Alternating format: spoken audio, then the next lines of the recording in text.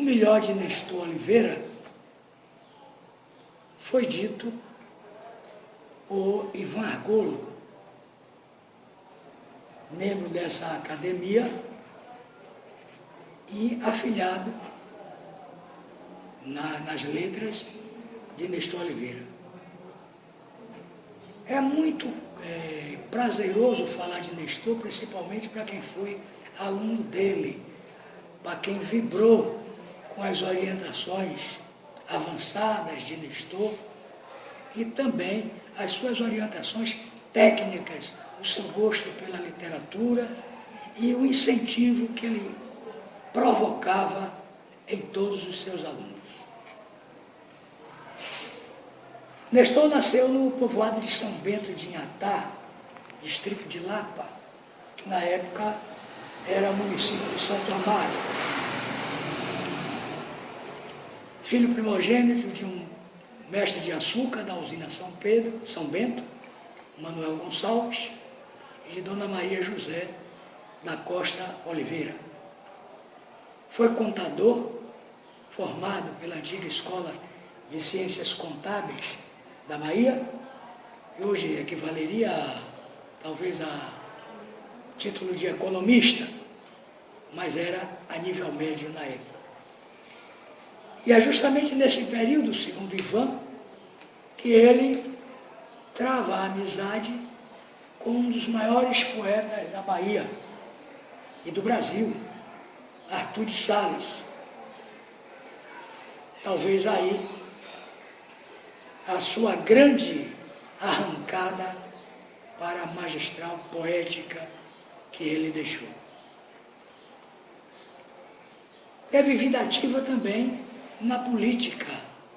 E por que não dizer, foi assim um profissional cortejado e abraçado em diversas cidades por onde passou.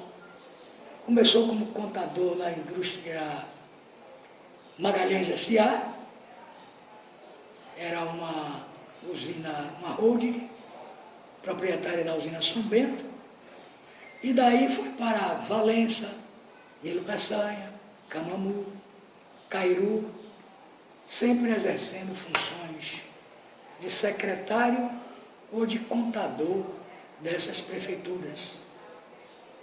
E em uma delas, a prefeitura de Nilo Peçanha chegou a ser prefeito nos idos de 42 a 45, durante a interventoria de Pinto Aleixo. A vida amorosa de Nestor. Romântico, poeta, a vida de Nestor foi sempre amor. Não é? Ele casou-se a primeira vez com Dona Glória Hora da Rocha, com quem teve 4 filhos: Dólia, Antônio José e Grácia da Costa Oliveira. E a filha primogênita, que morreu precocemente. Posteriormente,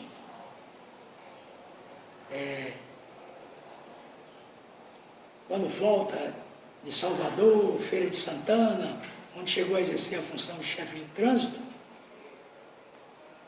ele também conheceu um outro amor, Elza de Carvalho, para quem fez um belíssimo poema, O Tricô.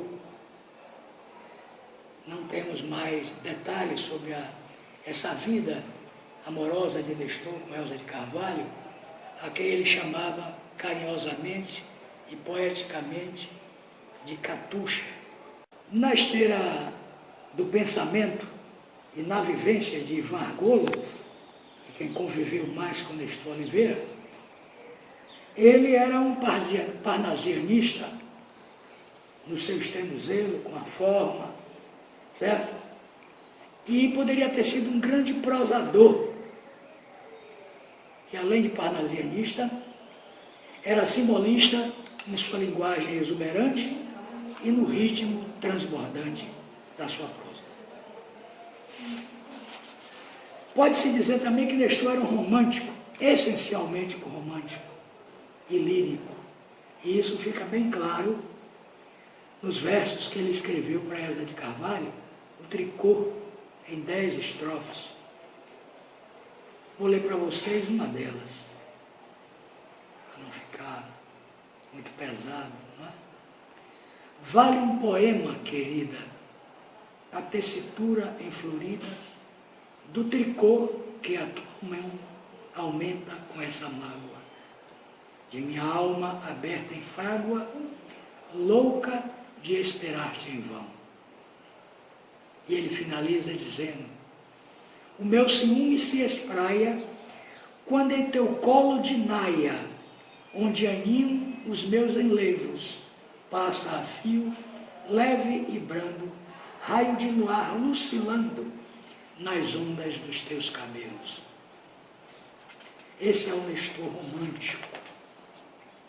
E ele finaliza: caibam num verso, onde a essência do universo só num átomo parou, tuas mãos, teus róseos dedos, tecendo com meus segredos teu suavíssimo tricô.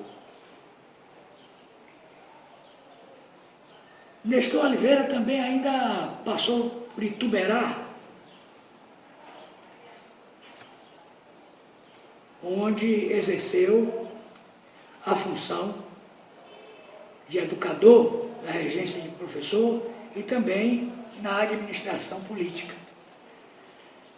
Depois deixou essas atividades e veio para Santa Maria em 1949 ensinar ou assumir a regência de português no ginásio santamarense, ginásio fundado por Vidu Barbosa, e que em 1954 foi encampado pelo Colégio Teodoro Sampaio no final da década de 50, e teve como colegas mais conhecidos da época Edio Souza, Zé de Alves de Almeida, Genebaldo. Zé Alves de Almeida é o Almeidinha, que vocês um dia vão ouvir falar, porque ele fundou o jornal, a Xote, juntamente com Nestor Oliveira, um combativo jornal que era uma trincheira de luta contra o movimento revolucionário de 64, e que foi um exemplo gratificante para todos os alunos do Teodoro Sampaio, principalmente, e de Santa Maria.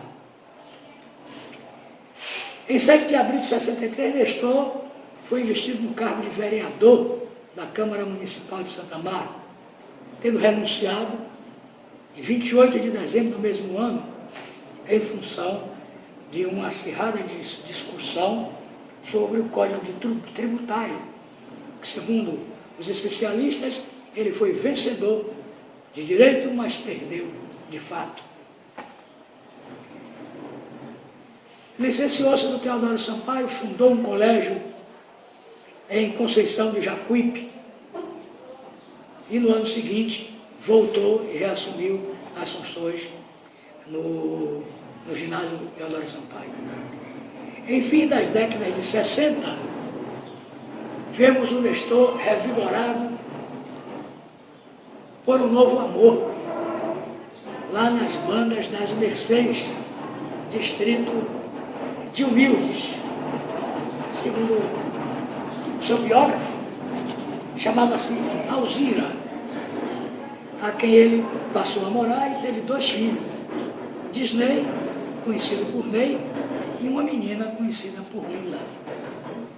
Foi um amor crepuscular, ela 30 anos mais jovem do que ele, e ele passou a frequentar com regularidade o município de São Gonçalo, para onde costumava dirigir-se no fim de semana. Em 73, foi investido novamente no cargo de vereador Nestor Oliveira e cumpriu até o fim o seu mandato. É nesse período que ele adquire uma tuberculose e afasta-se da Câmara e de Santa Maria e vai morar no interior de Amargosa, um vilarejo chamado Tartaruga, que em razão do clima era mais aconselhado para aquela enfermidade, e ainda não tinham os recursos médicos que hoje nós temos. Em 1975, na condição de presidente da Câmara de Vereadores, exerceu também interinamente o cargo de prefeito de Santo Amaro, quando do afastamento do seu prefeito, da época, Genebaldo, que foi para uma viagem de estudos na Alemanha. E na sua volta, em 26 de abril de 1977, é editada a sua única obra, Espelho de Três Faces, mas deixou também, ainda inacabado, um romance, Os Descedores de Jequié. Morreu Nestor em 23 de junho de 1979, no Arraial da Pedra, como sempre desejou, farreando com os amigos.